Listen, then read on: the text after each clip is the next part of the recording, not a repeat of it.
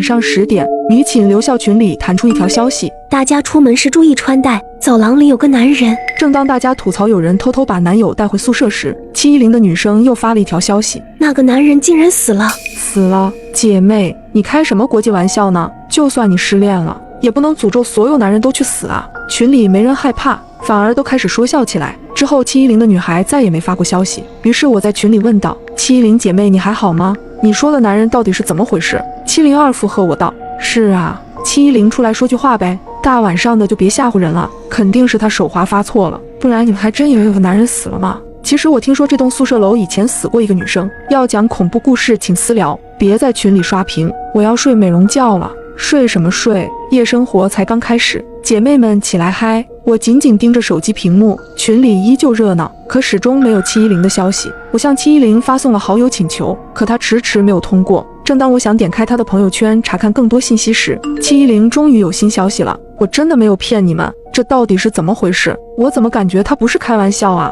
对呀，你快点说，急死我了！710姐妹在不在？怎么话说到一半又消失了？片刻后，710发来了几条带有哭腔的语音。今晚我去走廊尽头的饮水间接水，刚到拐角处就撞上了一个男人。当时我没穿内衣，所以转头就回了宿舍。回到宿舍后，我等了一会儿，估摸着那个男人也该走了，就穿好衣服出去。结果刚到饮水间，就发现那个男人倒在饮水机前，他的头上还有地上全都是血，吓得我赶紧跑回宿舍反锁了门。群内其他人赶忙询问：那你看清他的长相没有？没有。他的头发很长，几乎完全遮住了脸。那这是校外的人，我们学校不允许男生留长发呀。应该是710果真没有开玩笑，7楼的饮水间真的出现了一具男尸。更重要的是，杀人凶手还在这栋楼里。几分钟后，群里开始有人陆续说话，大家冷静些，我已经报警了。702警察怎么说的？多久能赶到？最近这几天大雪封路，警察短时间内怕是赶不过来吧。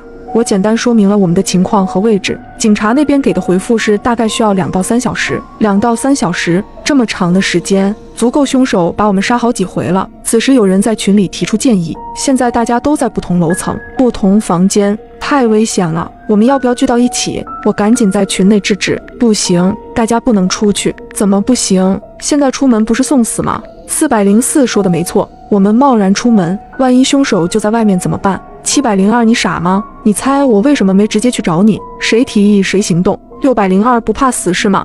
那就由你出去看看情况啊。503，你什么意思？这个时候就别吵了，我们又不知道凶手在哪，在警察到来之前，老老实实待在自己宿舍才是最安全的。这时710突然通过了我的好友申请，然后给我发了个信息，我怀疑杀人凶手就在群里。你这话是什么意思？消息发过去没多久，710就给出了回复。你不觉得奇怪吗？当初宿管阿姨只给了我们7个人门禁卡，外面的人根本不可能进来，我怎么忘了这茬？我现在给他打个电话，没用，我试过了，联系不上的。那个大妈你知道的，10次有8次都不在。如果是这样，那你看到的男人就只能是群里的某个人带进来的，又或者在我们搬来前，他就已经住在这栋楼里了。你为什么告诉我？710发了条语音。这还用问吗？刚才要不是你阻止，那帮蠢货可能就出去送命了。群里的人你都认识吗？702和205是我同学，可以信任，我们已经互相用语音确认过了。再排除你我的话，就只剩下209、602和503 3个人了。理论上是这样，尤其是602，刚刚就是他怂恿大家出去的。此时我的大脑中涌现出一个可怕的想法，如果凶手真的是群聊中的某个人，那他岂不是通过群昵称知道了我们每个人的位置？突然710又发来了一条消息，救命，我门外有人来了。谁来了？对方是谁？你看到他的脸了吗？你还在吗？看到后马上给我消息。可710迟迟没有回复。叮叮，这时710给我打来了视频电话，我迟疑地按下接通键，视频接通了，可我却看不到画面。710的摄像头好像被什么东西挡住了，我大喊道：你还好吗？快打开摄像头，让我看看你那边的情况。710没有说话，回应我的只有一声声沉闷的锤击。大约半分钟后，对方挂断了视频，我大口大口喘息着。给我打电话的应该不是710，而是凶手。710肯定遇害了，但凶手为什么要给我打电话？难道他暗示下一个目标是我吗？不行，我不能在宿舍坐以待毙。凶手目前应该还在7层，而我在4层，现在是逃出这栋楼的最佳机会。我边跑边打开手机，群里已经有了好多条未读消息。警察到底什么时候来呀？710姐妹，你现在还好吗？没出什么事吧？我从刚才就联系不上他了。我也是。一直没回我消息，应该是被吓到了在休息吧。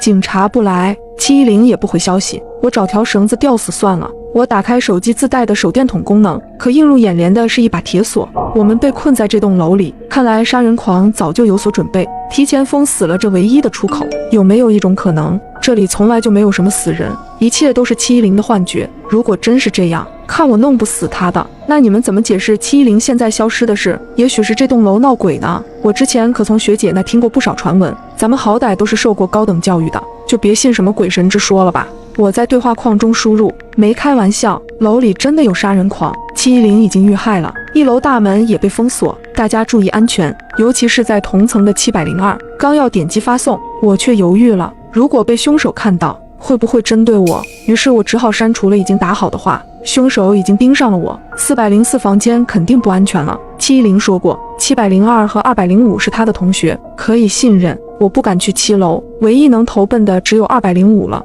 我轻声敲了敲205的房门，姐妹在吗？我是住在404的，710是你的朋友吗？他很有可能已经遇害了。房间内传出了一个尖锐的女声，你说什么？710死了吗？我猜是的，现在7层很危险，1楼大门也已经被205的尖叫打断了我的话。我一直压低声音说话，可他却直接喊了出来。我连忙轻声安慰，姐妹你先冷静一点，开门让我进去，咱们2个人在一起，互相也有个照应。但205似乎并不相信我，你走开，我不会让你进来的，我才不像他们那么蠢，你们都是骗子，滚开！我急得像热锅上的蚂蚁。205的反应为什么这么大？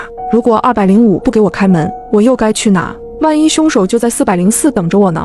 就在这时，不远处209房间的门打开了，快过来！此时我也顾不了其他，只能赶紧向209跑去。他砰的一声迅速关上了门，还没等我缓过来，他就着急地问，你刚刚说的是什么意思？710遇害了。显然他已经听到了我刚刚和205的对话，我连忙把事情原委简要讲述了一遍。听完我的话，209陷入了沉默。我打开群聊，发现只有其他几个女生的消息，而702已经有好一会儿没说话了。不好，702可能危险。听到我的话，209不但没有震惊，反而一把按住我。等等，这个702有问题。有问题？没错，你还记得最早是他报的警吗？209继续说道，刚刚我打了110，本来是想向警察确认下什么时候能过来，可对方说我们这边压根没人报警。这怎么可能？702为什么要骗我们？见我半信半疑的样子，209当场拨通了报警电话。果然如他所说，警察根本没收到最早的报警电话。安抚了我们的情绪后，警察承诺会在1小时内赶到。现在很明显，问题就出在702身上，他很有可能就是那个杀人狂，或者是共犯。可是710说702和205是他同学啊，况且他们也互相打电话确认过了。谁知道他们有没有真的确认？现在只有他们在搞小团体，是205一定知道什么。回想起刚刚的种种，我意识到205也许是个突破口，可难点在于205现在根本不肯与外界沟通，也不相信任何人。以他的精神状态，我们根本问不出什么有效信息。我和209对视一眼，决定还是再试一次。可我们尝试了各种办法，无论是柔声安慰，还是厉声说明，205始终不肯开门。最后209被逼得甚至想破门而入。可是从我们撞第一下起，205就开始尖叫啊！不要！他一边叫一边含糊不清地念叨着：他们都死了，你们也会死，所有人都会死，但我一定会好好的，我会没事的，就像以前那样。我的头皮一阵阵发麻。所有人都会死，包括我吗？以前那样指的又是什么？为了让205冷静下来，我和209不得已只能先回了房间。209转身看着我的眼睛，认真地问：你敢不敢跟我一起去7层看看？去7层？对，警察还要一段时间才能到，在这之前，杀人狂不可能没有行动，我们必须主动出击。7层已经没有其他人了，他没必要继续在7层待着，我们趁这个时间上去调查是最合适的。万一对上凶手，你有把握吗？我是没有把握，但咱们毕竟有2个人。2个人，